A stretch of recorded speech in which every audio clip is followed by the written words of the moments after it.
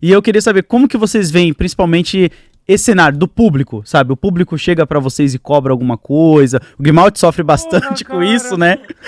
Cobra todo dia. Cara, assim, a gente veio falando disso um pouco no carro.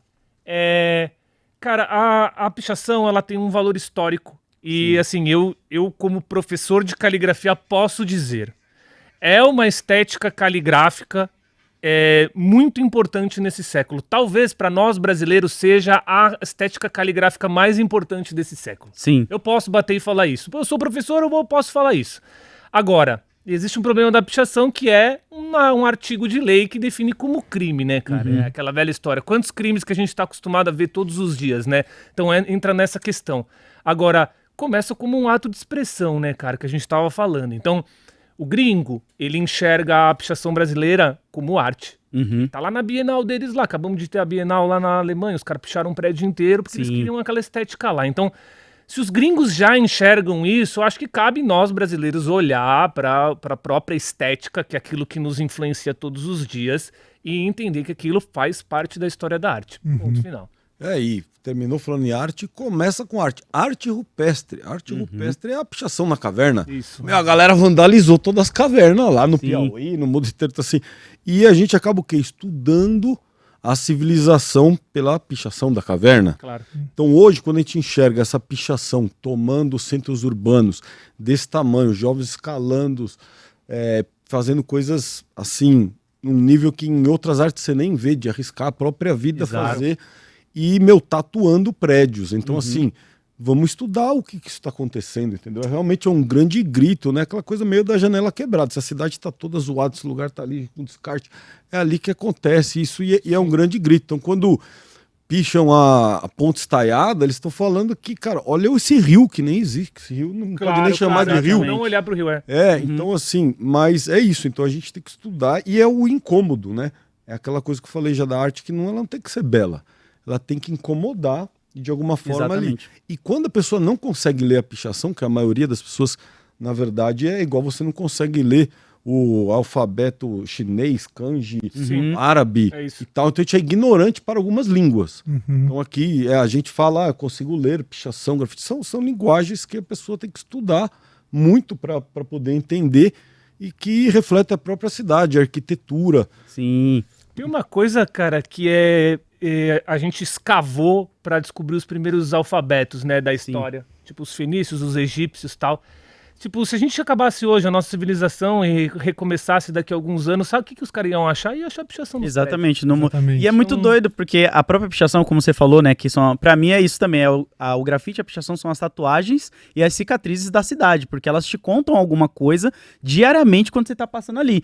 E se você é uma pessoa que é ignorante no nível, e não ignorante como pejorativo, mas no nível de você não conseguir entender, você não vai saber nem diferenciar a pichação que é mais uma parte histórica e tal, de uma pichação que às vezes é uma criança mesmo, que pegou uma lata ali com 12 anos e escreveu, tipo, Juquinha.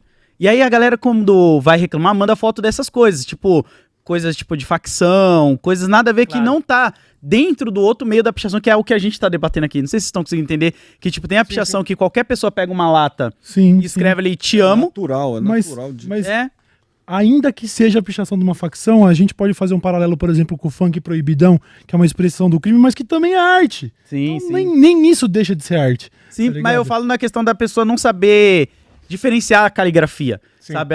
Porque tem pichadores que tem uma caligrafia tão específica que você sabe quem é o cara só quando ele faz uma das letras só, sabe?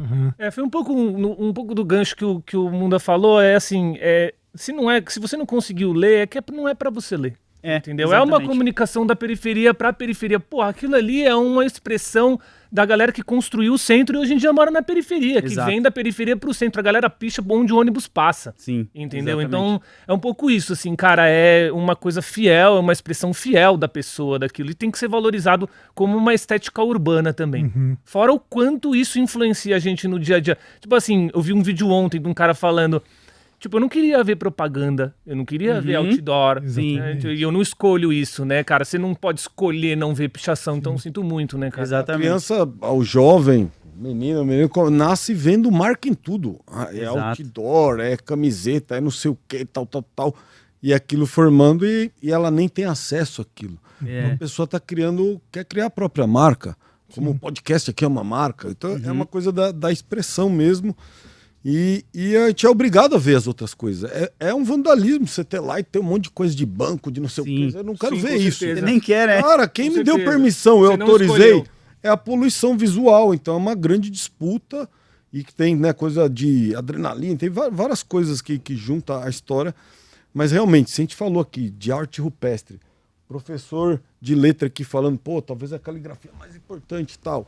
E se a gente vê a dimensão da pichação em área, em tamanho, é talvez os maiores museus só abertos do mundo. Com certeza, cara. Talvez eu tô falando sim, mas na verdade, e gigante. Só que aí, se a maioria das pessoas não estão absorvendo ainda, né, não estão vendo a beleza, não estão vendo o benefício e tal, tem que parar para olhar e falar, mas por quê? Por que estão fazendo isso? Sim, exatamente. Entender, mas o legal é ela continuar aí viva. E esse incomodando é muito bom, porque quando a coisa é muito aceita e tal, acho que tem toda uma importância no país que te vive, né? Tanto que tem a hipocrisia, né? Que a maioria dessas pessoas que são contra, seja o grafite ou a pichação, elas aceitam quando a pichação tá na camiseta do Corinthians, quando a pichação tá num comercial, tá num evento grande. E aí, quando tá numa empresa que elas gostam, numa marca que elas gostam, aí elas não enxergam aquilo ali como, tipo, eu sou contra agora. Porque, pô, agora o layout da camiseta do time que eu torço tem a letra da pichação. Mas no dia a dia ele não gosta da pichação. E o que me chateia, na verdade, das pessoas das pessoas que ficam repreendendo esse assunto da pichação, é que se você for trocar uma ideia com ela sobre arte, de maneira geral, ela vai concordar que arte não é tudo que ela gosta. Mas o argumento que ela usa pra desmerecer a pichação isso eu acho feio. Mas é uma coisa, um higienismo, né, cara? É assim, é uma coisa de querer tudo limpinho e tal. E tem uma coisa que me incomoda que é tipo viralatismo. O cara chega lá em Roma inteira pichada, mas não de pichação brasileira. Fulano, te amo, fora o presidente. A galera fala, ai, que bonito, né? Roma é tão bonito e tal. Por quê? Qual que é a diferença, né, cara? Exato. Então tem um pouco isso, assim, a galera torce um pouco o bico do que é nosso, assim. E normalmente é essa galera que questiona, né? Sim, tem uma história simples que demonstra muito essa coisa do feio e da pessoa não manjar. Tava fazendo, inclusive hoje é dia dos povos indígenas, tava fazendo ali pintura, um mural de um indígena e coloquei uma frase, sempre coloco as frases lá, nem vou saber qual eu coloquei, mas significava que o rio era importante para a vida e tal, e eu escrevi ela em tupi. Escrevi ela na língua com uma letra normal. Aí a pessoa olha ali e falou, isso aqui é pichação, porque eu fiz uma frase bem grande, com letra normal. E por que ela falou que aquilo é pichação? Porque ela não sabe ler. Não sabe ler. E aquilo é na língua dos povos originários desse país, que eu não tô nem sabendo lembrar, entendeu como é. Olha que foda. Então, assim, por isso que eu usei aquela palavra da ignorância. Ignorância de você não saber nada daquilo, o fato que é feio, porque eu não entendo. Entendeu? É muito mais... Se eu ver um monte de marca ali, eu entendo, porque eu já vi, já me botaram na TV. Quem deu a permissão pra gente ficar vendo aquelas coisas de anúncio? Sim.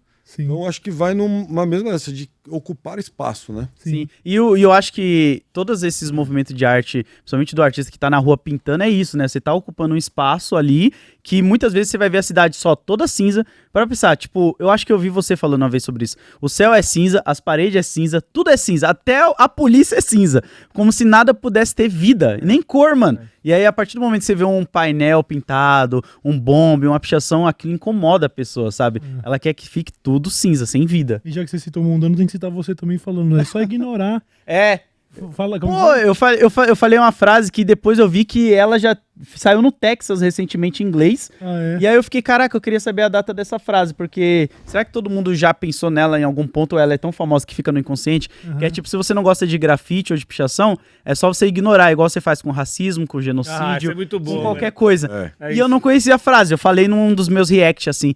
E aí uns caras começaram a mandar pra mim um cara que fez em inglês também a frase recentemente no Texas. Eu fiquei... Porque permeia muito essa ideia de que a pessoa se incomoda porque é a evidência de uma expressão muitas vezes periférica, de pessoas que, como o Grimaldi falou, elas construíram o centro e foram jogadas pra fora. E aí você tá jogando na cara das pessoas, elas não querem ver, tá ligado? Sim. Isso é foda, mano.